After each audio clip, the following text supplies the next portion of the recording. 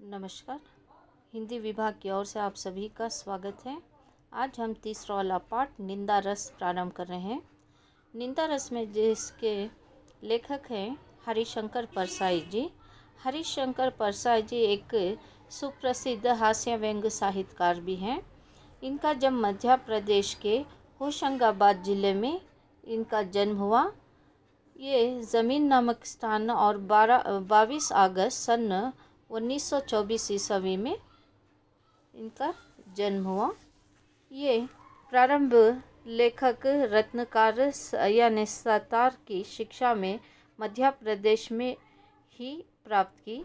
फिर कुछ समय के बाद इन्होंने नागपुर विश्वविद्यालय से हिंदी में एमए किया और उसी के अनुसार इन्होंने दूसरा वाला अपने यानी खंडाओं में 6 माह तक अध्यापन कार्य किया तथा इन्होंने जिस तरह से सन 1941 से लेकर सन 1900 यानी जिस तरह से 3 वर्ष की अवधि होती है, यहाँ पर 41-43 तक इन्होंने 2 वर्ष जबलपुर में यानी सेम्स ट्रेनिंग कॉलेज में शिक्षा कार्य किया। फिर इन्होंने अध्ययन कार्य में कुशल थे। फिर पराई जी के निरुक्त समाप्त हिंदुस्तान धर्मयुग तथा अन्य पत्रकारों के लिए अपनी रचनाएं लेखक लिखते रहे। आपका निधन 12 अगस्त सन 1915 में यानी 95 में इनका मृत्यु हुई। अब इनके कुछ प्रमुख रचनाएं हैं। कहानी संग्रह, हास्य, हंसते हैं रोते हैं जैसे उनके दिन फिरते हैं, उपन्यास, रानी नागफनी की कहानी, तट की खोज, निबंध संग्रह, अब की बात और थी, भूत के पाँव पीछे, ईमान की परत और पगड़ियों का ज़माना, सदाचार का तावीज़ और शिकायत मुझे भी है। और अंत में यहाँ पर एक कथा है जिस तरह से निंदा रस कहा गया है। निंदा रस का अर्थ है किसी की बुराई करना, किसी की जासूसी करना, डिटेक्टिव गॉसिपिंग, ऐसे वाली चीज़ को निंदा रस कहते हैं। पर यहाँ पर 2 तरह की निंदा रस का रूप बताया गया है कि इस निंदा रस में प्रस्तुत व्यंग्य रचना निंदा रस एक सुंदर यानी कलाकृति है। यानी एक व्यक्ति जो निंदा करता है उसमें एक तरह से उसे एक्सपीरियंस तो रहता है पर उसमें एक आर्ट रहता है। वो कैसे किस तरह से व्यक्तियों को अपने काबू में लेता है, कैसे उससे बात करता है, फिर उसके जाने के बाद उसकी बुराई कैसे करता है, ये बहुत से व्यक्तियों का ये कार्ड बना हुआ रहता है जिसे निंदा उन्हें करने की जो एक प्रैक्टिस नहीं बल्कि उनकी आदत ही स्वाभाविक हो जाती है। लोग एक दूसरे के प्रति ईर्ष्या भाव से निंदा करते हैं। कुछ लोग अपने स्वभाववश आकर्ण ही निंदा करने में रस लेते रहते हैं तथा कुछ लोग अपने आप को बड़ा सिद्ध करने के लिए दूसरों की निंदा करने में लगे रहते हैं। ऐसे निंदकारों पर हरिशंकर परसाई जी ने करार प्रहार किया है। मनुष्य के सहज गुण निंदा करने की आदत से परिचित कराने तथा अपने आप को यानी यथासंभव उससे दूर रखने के उद्देश्य से प्रस्तुत रचना चयनित है। यहाँ पर हरिशंकर जी कहते हैं जिस तरह से निंदा के लिए कुछ लोगों को यानी ईर्ष्या भाव, किसी से हसद, बग़ज़, जलन, बुराई, ये सारी चीज़ें निंदा का ही कारण होता है। और ये निंदा क्या है, व्यक्ति को बहुत मज़ा आता है, स्वाद आता है। किसी की बुराई करते समय उसके मुंह से जो लव और पानी जो टपकता है वो अंदर ही अंदर प्रसन्न होता है। इस तरह के उन लोगों के गुणों के अनुसार यहाँ पर लेखक कहते हैं। और लेखक के लिए ये पाठ यानी निंदा मनुष्य के लिए कितना अच्छा भी होता है या बुरा होता है, इसी के ऊपर इस पाठ का चयन किया गया है। कई महीनों बाद आए थे। सुबह चाय पी कर अखबार देख रहा था कि तूफान की तरह कमरे में घुसे साइक्लोन की तरह मुझे अपने भुजाओं में मुझे धृतराष्ट्र की भुजाओं में झगड़े भीम के पुतले की याद आ गई। यह धृतराष्ट्र की ही झगड़ थी। अंधे धृतराष्ट्र ने टटोलते हुए पूछा, कहाँ है भीम? आ बेटा, तुझे गले से लगा लूं। और जब भीम का पुतला उनके पकड़ में आ गया तो उन्होंने प्राणघाती स्नेह से उसे जकड़कर चूर कर डाला। यहाँ पर एक व्यक्ति है का करके, वो अपने दोस्त से मिलने आता है। एक गा करके है। अब यहाँ पर दो दोस्त बहुत दिनों के बाद आकर एक दूसरे से आलिंगन करना यानी गले मिलते हैं।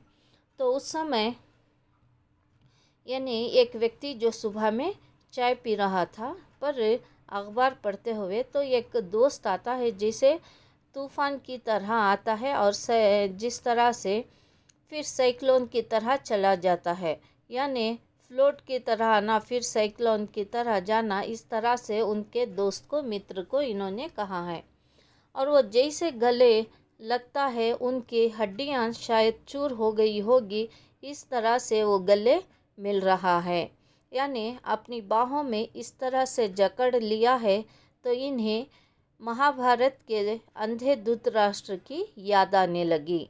अंधे धृतराष्ट्र जब युद्ध के समय यानी भीम ही उसमें सबसे बलवान और ताकतवर थे। अगर वो युद्ध में जाएंगे तो दुर्योधन को सर्वनाश होगा, यानी दुर्योधन की मृत्यु निश्चय है करके वो जिस तरह से भीम को इस तरह से अपनी बाहों में जकड़ना चाहते हैं, जिस तरह से भीम की हड्डियां एक दूसरे के अंदर चली जाए और भीम युद्ध के लायक ना हो।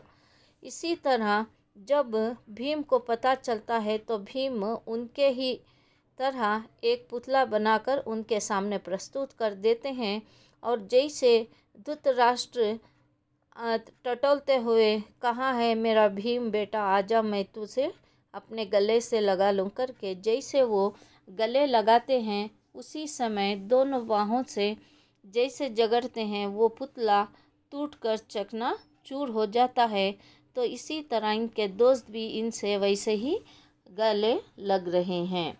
ऐसे मौके पर हम अक्सर अपने यानी पुतले को अंकवार में दे देते हैं। हम अलग खड़े देखते रहते हैं। से क्या मैं गले मिला, क्या मुझे उसने समेट कर कलेजे से लगा लिया? हरगिज़ नहीं, मैंने अपना पुतला ही उसे दिया। पुतला इसलिए उसके भुजाओं में सौंप दिया कि मुझे मालूम था कि मैं धृतराष्ट्र से मिल रहा हूँ। पिछली रात को एक मित्र ने बताया कि अपने ससुराल आया है और गा के साथ बैठकर शाम को 2-3 घंटे तुम्हारी निंदा कर रहा था। इस सूचना के बाद वह आज सवेरे वह मेरे गले लग तो मैंने शरीर से अपने मन को चुपचाप खिसका दिया और निस्ने कटिल देह उसके बाहों में छोड़ दी। भावना के अगर कांटे होते तो उसे मालूम होता कि वह नागफनी को कलेजे से चिपटाए है। छल का धृतराष्ट्र जब आलिंगन करें तो पुतला ही आगे बढ़ाना चाहिए। अब यहाँ पर जो एक व्यक्ति आकर उनके गले मिला है, तो वो कहते हैं कि जिस तरह से उनके दोस्त जो गले मिले हैं, तो बस वो ऐसा समझ रहे हैं उनका शरीर एक पुतले के समान है और उसकी बाहों में दे दिया है, यानी जैसे एक बच्चा जो खिलौनों के साथ खेलता है उसी तरह उसने अपने दोस्त से गले लगा लिया है। और ये का और गा इस तरह से शाम में बैठकर बातें कर रहे हैं, पर इनके दोस्त से पता चलता है कि वो 2 से 3 घंटे पहले यानी कल रात में आया था। वो उनके दोस्त के यहाँ रहकर इस व्यक्ति की बहुत सी निंदा यानी बुराई की, पर अब यहाँ पर सही से इतना अच्छा मित्र बनकर आ गया है। तो अब ये चुपचाप अपने आप को ऐसा सोचते हैं कि अगर मैं इस कांटों की तरह रहता तो ये मुझसे जैसे गले लगाता, तब उसे पता चलता कि एक नागफनी यानी एक सांप में जो फीमेल होती है नागिन, वो जिस तरह से कांटों के बेलों को या फिर जिस तरह से वो पेड़ों को लपटे हुए बैठी रहती है, उस तरह से उसे पता चलता करके ये बात कहते हैं। और धृतराष्ट्र के पुतले की भी बात वो सौंप रहे हैं।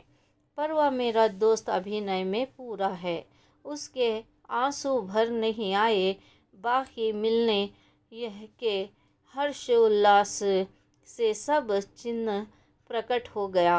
वो गहरी आत्मीयता की जड़ नैनों से छलकाता हुआ असीम स्नेह और वह स्नेहित वाणी। तो वो इतना एक्टर है कि ये कलाकार है कि वो अभी आपकी निंदा किया है दूसरे दोस्त के सामने, तो वो क्या करता है, फिर वो जब उस दोस्त के साथ ही मिलने आता है जिसकी निंदा की, तो उसके सामने रोने की एक्टिंग करता है, आंसू झलकाने की, एक तरह से दोस्त से बिछड़ने की, एक दोस्त से मिलने की, इस तरह की एक्टिंग में पूरा अप टू डेट है करके कहा है। धन्यवाद।